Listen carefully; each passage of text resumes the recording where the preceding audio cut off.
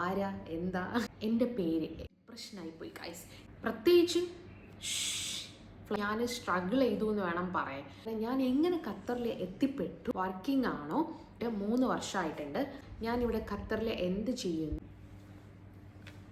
Hello guys, welcome back to റാൻഡമി. അപ്പം ഞാൻ ഇന്ന് വന്നേക്കുന്നത് നിങ്ങൾ തമ്നെയിലിൽ കണ്ട പോലെ തന്നെ ഞാൻ ആരാ എന്താ എനിക്കൊരു കോമൻറ്റ് വരും കേട്ടോ ലൈവിൽ.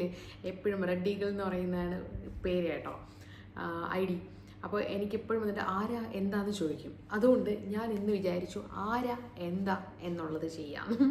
അതായത് ഞാൻ ആരാണ്, ഞാനിവിടെ ഖത്തറിൽ എന്ത് ചെയ്യുന്നു, ഇപ്പോൾ കറൻ്റ്ലി 2025 എന്താണ് ചെയ്യുന്നത്, വർക്കിംഗ് ആണോ, അതുപോലെ തന്നെ ഞാൻ എങ്ങനെ ഖത്തറിൽ എത്തിപ്പെട്ടു എന്നുള്ള എന്നെക്കുറിച്ചുള്ള ഒരു ചെറിയ ഒരു ബയോ പോലത്തെ ഒരു ഇൻട്രൊഡക്ഷൻ വീഡിയോ ആണ് റാൻഡംലി ഇന്ന് ചെയ്യാൻ പോകുന്നത്. അപ്പോൾ ഞാനിവിടെ ബുക്കും പേനയൊക്കെ എടുത്ത് വെച്ചിട്ടുണ്ട്, നിങ്ങളാരും പേടിക്കണ്ട. പിന്നെ പ്രത്യേകിച്ച് വലിയ ഉപകാരമൊന്നുമില്ല. ഈ ബുക്ക് എങ്ങനെയുണ്ട്, ക്യൂട്ടാണല്ലേ, ഇതാ നോക്ക്. ഇത് ഞാനിവിടെ ഖത്തറിൽ ഡെയ്സോ എന്ന് പറയുന്ന ഒരു ജപ്പാൻ സ്റ്റോറുണ്ട് കേട്ടോ, അവിടെ നിന്ന് മേടിച്ചതാണേ. അപ്പോൾ ഇതുവരെയുള്ള ചെറിയൊരു ബ്രീഫായിട്ട് കാര്യങ്ങൾ, മെയിൻ പോയിൻറ്റ്സ് എന്തൊക്കെയാണ് വിട്ടു പോകാതിരിക്കാൻ വേണ്ടിയിട്ട് ഞാൻ നോട്ട് ചെയ്ത് വെച്ചിട്ടുണ്ടായിരുന്നു കേട്ടോ. കാരണം ഞാൻ ലാസ്റ്റ് ഒരു വീഡിയോ ചെയ്തിട്ടുണ്ടായിരുന്നു പ്രഗ്നൻസി അതെ, ഖത്തറിൽ ഡെലിവറി ചെയ്തതിൻ്റെ ഒരു വീഡിയോ ചെയ്തിട്ടുണ്ടായിരുന്നു. അപ്പോൾ അതിൽ പറയുന്നുണ്ട് എല്ലാവരും ചെറിയൊരു ഓർമ്മക്കുറവുണ്ടോ എന്നൊക്കെ വീഡിയോ കണ്ടിട്ട് പറയുന്നുണ്ടായിരുന്നു. അതായത് ഞാൻ ഓർത്താണ് പറഞ്ഞത്. അത് തന്നെ ഞാൻ 1 വർഷമായി ഡെലിവറി കഴിഞ്ഞിട്ട്. അപ്പോൾ ഇപ്പം 3 വർഷമായിട്ടുണ്ട്. അപ്പോൾ പിന്നെ മെയിൻ പോയിൻറ്റ്സൊക്കെ ഞാൻ മറക്കാൻ നല്ല ചാൻസ് ഉണ്ട്. അപ്പോൾ ഞാൻ വിചാരിച്ചു എന്നാൽ പിന്നെ ഒന്ന് മെയിനായിട്ടൊന്ന് നോട്ട് ചെയ്ത് മെയിൻ പോയിൻറ്റ്സ് മാത്രം ഒന്ന് നോട്ട് ചെയ്ത് വെക്കാമെന്ന് വിചാരിച്ചു. ഓക്കെ, അപ്പോൾ നമുക്ക് അത് എടുക്കാം. ബുക്കൊക്കെ അത് കയറിപ്പോയിട്ടുണ്ട്. സ്കൂളിൽ കൊണ്ടുപോയി സ്കൂളിൽ പഠിക്കാൻ പോയതല്ല, പഠിപ്പിക്കാൻ പോയതാണേ. അതൊക്കെ ഞാൻ പറയാം വഴി. അപ്പോൾ ഗൈസ്, ആദ്യം തന്നെ ഞാൻ പറയാം എൻ്റെ പേര്. എല്ലാവരും ഞാൻ ലൈവ് ഇടുമ്പോൾ വന്ന് ചോദിക്കും പേരെന്താന്ന്. അപ്പോൾ എൻ്റെ പേര് ഷാദിയ ഫാത്തിമ എന്നാണ്. എൻ്റെ പ്രൊഫൈലിൽ കയറി നോക്കിയാൽ തന്നെ നിങ്ങൾക്ക് മനസ്സിലാവും, ഞാൻ എൻ്റെ പേര് കൊടുത്തിട്ടുണ്ടായിരുന്നു. അപ്പോൾ ഗൈസ്, എൻ്റെ മാരേജ് കഴിയുന്നത് 2022 കേട്ടോ. ഓഗസ്റ്റ് 31, 2022 എൻ്റെ മാരേജ് കഴിയുന്നത്. അപ്പോൾ മാരേജ് കഴിഞ്ഞ് ഒരു 1 മന്ത് കഴിഞ്ഞപ്പോൾ തന്നെ ഞാനിവിടെ ഖത്തറിലോട്ട് വരികയാണ് ചെയ്തത്. സത്യം പറയാലോ ഗൈസ്, ഞാൻ ട്രിവാൻഡ്രത്താണ് കേട്ടോ. ഞാൻ ജനിച്ചു വളർന്നതൊക്കെ ട്രിവാൻഡ്രത്താണ്. ഞാൻ ട്രിവാൻഡ്രത്ത് തന്നെ അങ്ങനെ പ്രത്യേകിച്ച് ഓരോ ഇപ്പോൾ സ്ഥലങ്ങളൊക്കെ ചോദിച്ചാൽ എനിക്ക് അറിഞ്ഞുകൂടാ ഗൈസ്. ഞാൻ അങ്ങനെ ഒരിടത്തും പോയിട്ടില്ല. അങ്ങനെ എൻ്റെ ഫാമിലിയൊന്നും അങ്ങനെ കൊണ്ടുപോകാത്തത് കാരണം എനിക്കങ്ങനെ പ്ലേസ് ഒന്നും അറിഞ്ഞുകൂടാ.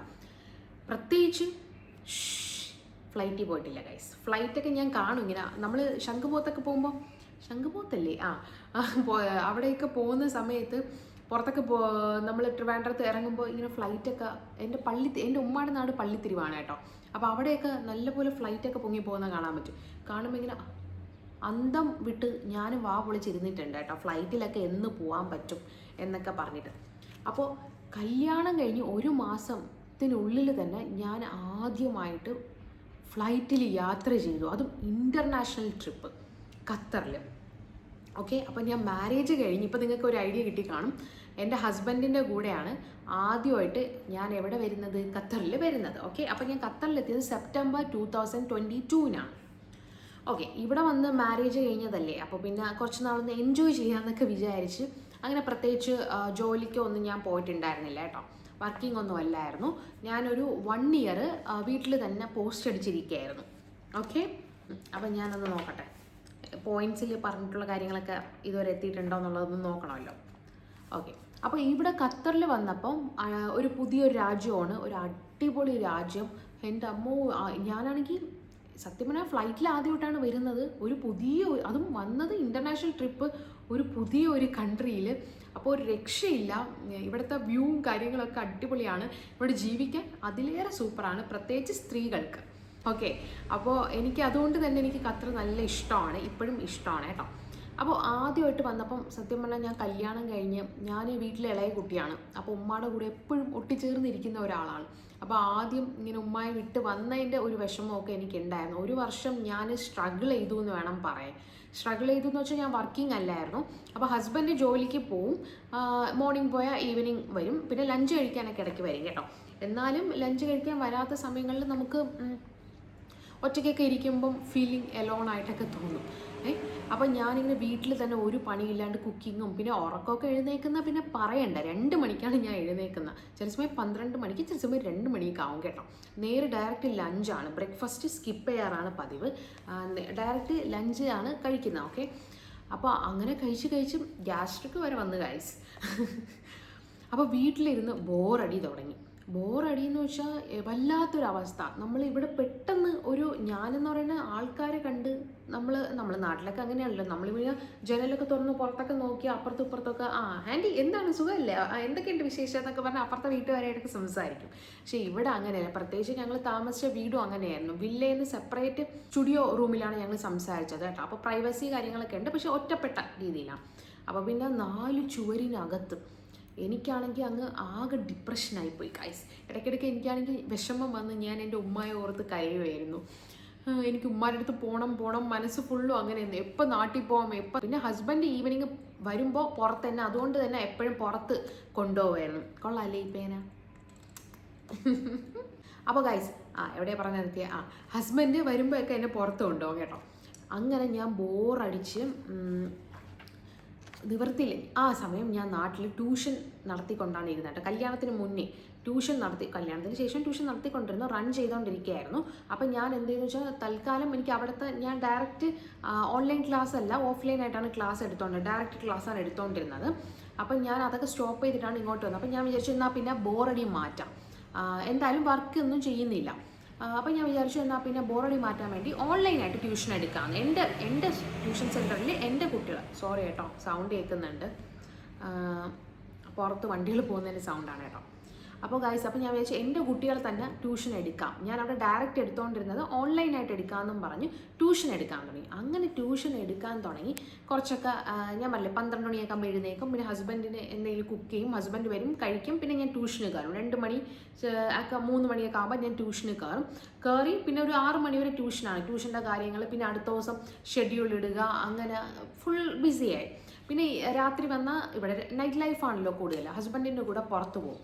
അങ്ങനെയൊക്കെ ആയിരുന്നു എൻ്റെ ലൈഫ്. 1 വർഷം എങ്ങനെയൊക്കെയോ തള്ളി നീക്കി ഗൈസ്. നല്ലപോലെ ഡിപ്രഷനും ഒറ്റയ്ക്കിരിക്കണതിൻ്റെ ആ ഒരു ബുദ്ധിമുട്ടും ഒക്കെ എനിക്കുണ്ടായിരുന്നു. ആരെയും കാണുന്നില്ല, വീടിൻ്റെ അകത്ത് തന്നെ. അപ്പം ഞാനാണെങ്കിൽ പുറത്തൊക്കെ പോയി ഇറങ്ങി പഠിച്ചിട്ടൊക്കെ ഉള്ള, നമ്മൾക്ക് ഇതായിട്ടുള്ള, ഞാനൊരു എഡ്യൂക്കേറ്റഡ് ആയിട്ടുള്ള ഒരാളാണ്. അപ്പോൾ എപ്പോഴും പുറത്ത് പോയി പഠിക്കുകയും നമ്മൾ സോഷ്യലി ഭയങ്കര എപ്പോഴും കണക്റ്റഡ് ആയിട്ടുള്ള ഒരാളായത് കാരണം തന്നെ നല്ല ബുദ്ധിമുട്ടുണ്ടായിരുന്നു. അപ്പോൾ നമുക്ക് പോയിൻറ്റ്സൊക്കെ ഒന്ന് ഞാൻ ചെക്ക് ചെയ്യട്ടെ കേട്ടോ.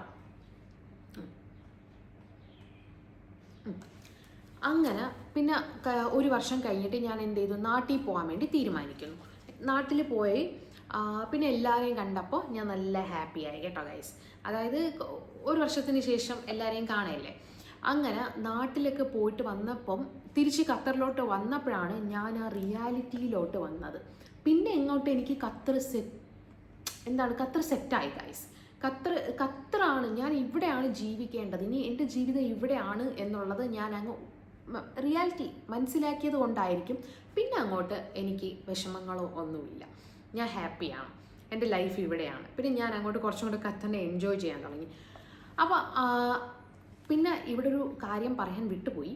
അതായത് ഗൈസ്, പിന്നൊരു കാര്യം, ഞാനാണെങ്കിൽ നാട്ടിൽ പോകുന്നതിന് മുന്നേ എന്തായാലും വീട്ടിൽ വെറുതെ ഇരിക്കുകയല്ലേ, ട്യൂഷനും കാര്യങ്ങളൊക്കെയാണ് എടുക്കുന്നത്. അപ്പം ഞാൻ വിചാരിച്ചു എന്നാൽ പിന്നെ ഒരു കാര്യം ചെയ്യാം, നമുക്ക് ജോലി എന്തെങ്കിലും നോക്കാം. അപ്പോൾ പിന്നെ സമയം പോകുമല്ലോ, വെറുതെ വീട്ടിലിരിക്കണ്ടല്ലോ, എൻഗേജ്ഡ് ആയിട്ടിരിക്കും. നമ്മൾ പുറത്തൊക്കെ വരുമ്പോൾ എന്തായാലും വർക്ക് ചെയ്താൽ ഓക്കെയാണ്, നമുക്ക് ബോറടിക്കുക. പിന്നെ ഫാമിലിയൊക്കെ ഉണ്ടെങ്കിൽ ഓക്കെ. എനിക്കിപ്പോൾ ബേബി കാര്യങ്ങളൊന്നും ആ ടൈമിൽ ഇല്ലായിരുന്നു, അതുകൊണ്ട് ഞാൻ ഒറ്റയ്ക്കായത് കാരണമാണ് ജോലിക്ക് നോക്കിയത്. അപ്പോൾ ഞാൻ ഇങ്ങോട്ട് നോക്കി സംസാരിക്കുന്ന വേറെ ഒന്നുമില്ല, അവിടെ എമ്മറ് കിടപ്പുണ്ട്, അപ്പോൾ ഉറങ്ങുന്ന സമയമാണ് ഞാൻ വീഡിയോ എടുക്കുന്നത് കേട്ടോ. അപ്പോൾ അതുകൊണ്ടാണ്. അപ്പോൾ ഗൈസ്, അപ്പോൾ ഞാൻ വിചാരിച്ചു എന്നാൽ പിന്നെ ജോലിയൊക്കെ നോക്കാമെന്ന്. അങ്ങനെ ഞാൻ എന്ത് ചെയ്തു, ഞാനാണെങ്കിൽ എം എ എക്കണോമിക്സ് ആണ്. അപ്പോൾ എനിക്ക് ടീച്ചിങ് പ്രൊഫഷനാണ് ഇഷ്ടം. ഞാൻ +2 മുതലേ ട്യൂഷനൊക്കെ, ഞാൻ +2 പഠിക്കുമ്പോഴേ ട്യൂഷനൊക്കെ എടുത്തുകൊണ്ടിരുന്ന ഒരു വ്യക്തിയാണ്. അപ്പോൾ എന്നാൽ പിന്നെ ഞാൻ വിചാരിച്ചു നമുക്ക് എന്നെക്കൊണ്ട് ടീച്ചർ ഇങ്ങനെ, നിങ്ങൾ കണ്ടില്ലേ വായിട്ടലിക്കാനേ പറ്റുള്ളൂ, ടീച്ചർ ജോലി തന്നെ നോക്കാമെന്ന് വിചാരിച്ചാട്ടോ.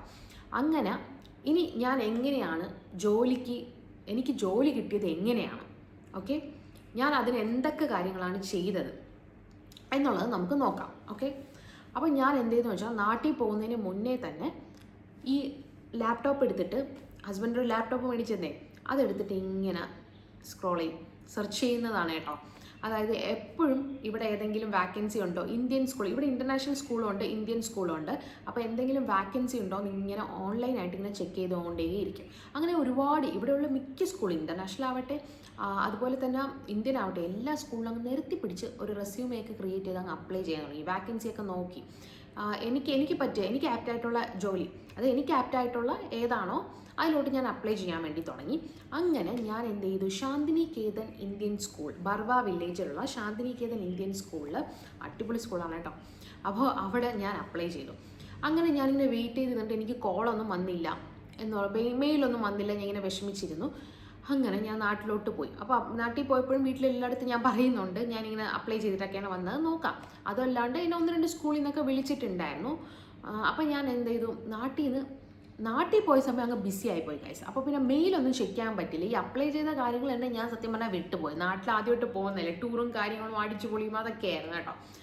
അപ്പോൾ ഞാൻ എന്ത് ചെയ്തു, നാട്ടിൽ നിന്ന് തിരിച്ച് ഖത്തറിലോട്ട് വന്ന സമയം ഞാൻ മെയിലെടുത്ത് ചെക്ക് ചെയ്തപ്പോഴാണ് ഞാൻ കാണുന്നത്, ഒരു മാസം, ഞാൻ നാട്ടിൽ 2 മാസം വെക്കേഷന് പോയതാണ്, 1 മാസം മുന്നേ എന്നെ ശാന്തിനികേതനിൽ നിന്ന് കോൺടാക്ട് ചെയ്തിരുന്നു. അപ്പം ഞാൻ വിചാരിച്ചു ജോലി പോയി, ഞാൻ എന്ത് നോക്കിയില്ല, എനിക്ക് എന്തായിരുന്നു പണി, ഞാൻ എന്തുകൊണ്ട് നോക്കിയില്ല എന്നൊക്കെ വിഷമമായിപ്പോയി. അപ്പോൾ ഞാൻ എന്ത് ചെയ്തു, എന്നാൽ പിന്നെ മെയിലൊന്ന് റിപ്ലൈ അയക്കാം, എന്തായാലും ജോലി പോയി, അവർ കോൺടാക്ട് ചെയ്തിരുന്നു, എന്നാലും വിട്ട് കളയണ്ടെന്നും പറഞ്ഞ് ഞാനൊന്ന് മെയിൽ റിപ്ലൈ ചെയ്തു. അപ്പോൾ എന്നെ HR കോൺടാക്ട് ചെയ്തേ കേട്ടോ.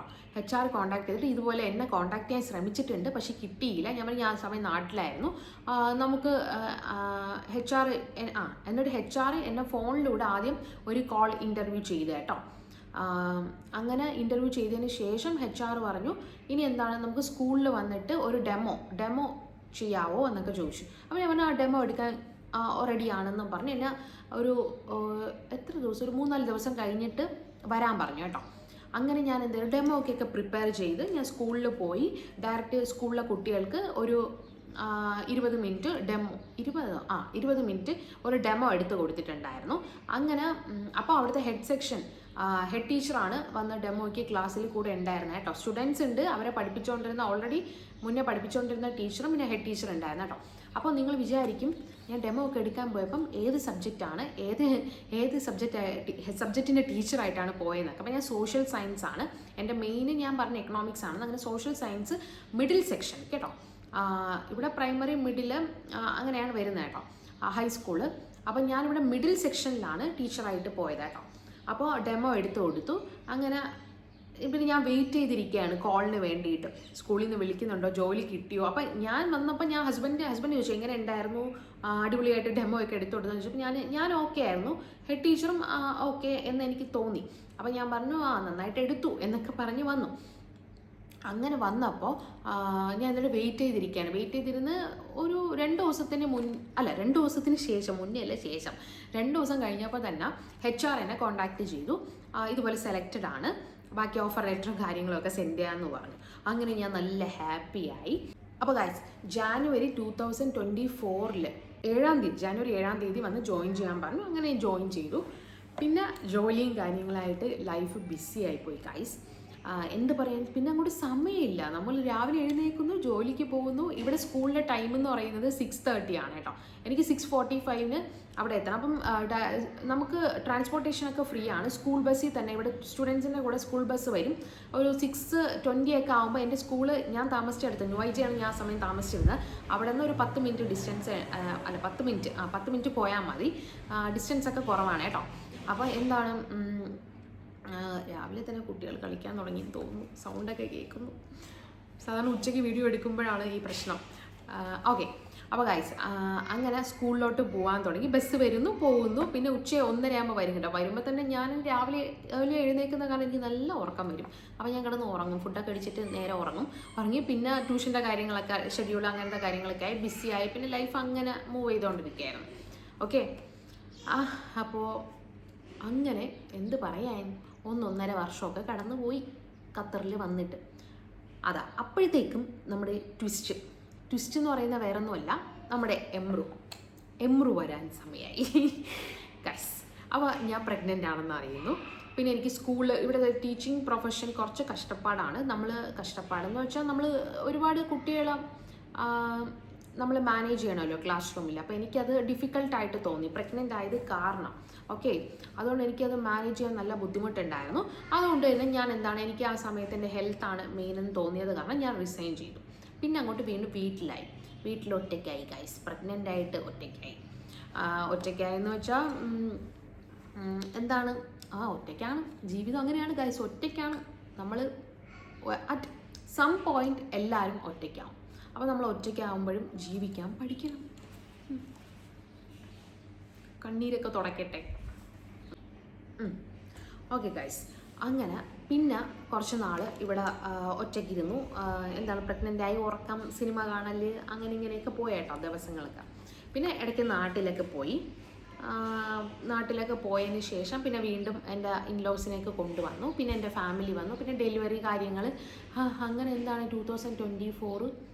2025 ഒക്കെ ആയി തുടങ്ങി ഗൈസ്. 2025 എത്തി ഞാൻ.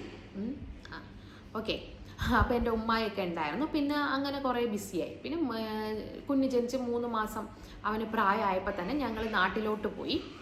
നാട്ടിലൊരു 3 മാസം നിന്നു. പിന്നെ തിരിച്ച് ഞാനിപ്പോൾ ഖത്തറിലെത്തിയിട്ടുണ്ട്. ഇങ്ങനെയാണ് ഞാൻ 3 വർഷം ഇവിടെ എപ്പോഴും എഴുന്നേറ്റിട്ടുണ്ടായിരുന്നു കേട്ടോ. അപ്പോൾ ഗൈസ്, ഇങ്ങനെയാണ് ഞാൻ 3 വർഷം സർവൈവ് ചെയ്തത്. ഇപ്പോഴും ഞാൻ ഇവിടെ സർവൈവ് ചെയ്തുകൊണ്ടിരിക്കുന്നത്. നമുക്ക് ചായ കുടിച്ചിട്ട് സംസാരിക്കാം. അപ്പോൾ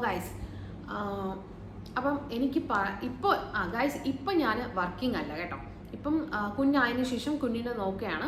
ഇപ്പോൾ വർക്ക് ചെയ്യുന്നത് യൂട്യൂബിലൂടെയാണ്.